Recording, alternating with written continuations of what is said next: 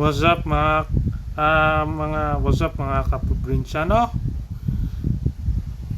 Ito po yung intro ko.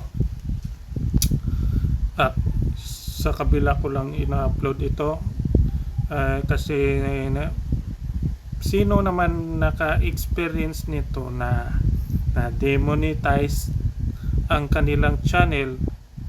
Ikaw sa manonood dyan, ikaw naka-experience ka na ba nito? Kung oo, meron naman ako sana tanong lang ako kasi naghahanap ako ng video tungkol sa problema ko ngayon. Pasensya na ha, hindi po ako sanay magtagalog. Based on my experience, kasi gusto ko sana mag-send ng appeal. Nakagawa na ako ng video kasi nakanood ako ng video about sa mga tips kung paano gumawa ng video. Kaso lang, ang problema lang sa pag mag-send naman sana ako ng appeal, ito kasi ang problema ko. Bakit iba lumabas sa akin?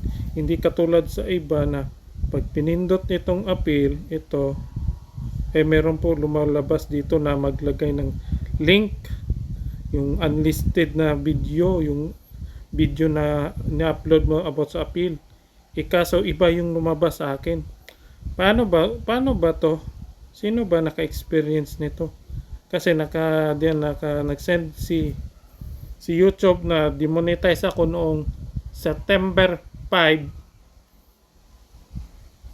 Tapos yung September 6, nakatapos na akong gumawa ng video. Ngayon, September 7 na.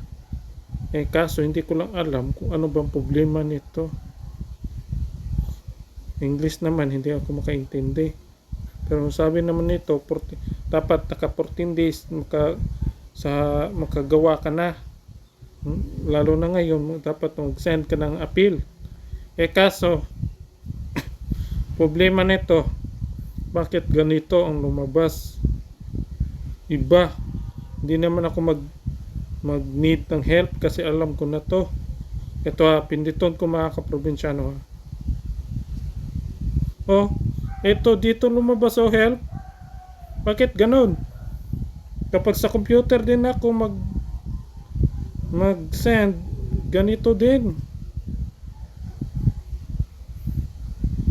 Bakit ganon? Bakit wala lumabas dito? Dito sana yun. Sa mga manonood dyan na expert, please tulong naman. Baka naman. Ano ba ang problema nito? Send daw ng appeal pero hindi naman gumagana. Tulong po mga kaprobinsyano. At maraming salamat din in advance kapag meron man dyan comment na marunong ganito. Okay? Tulong naman. Bye.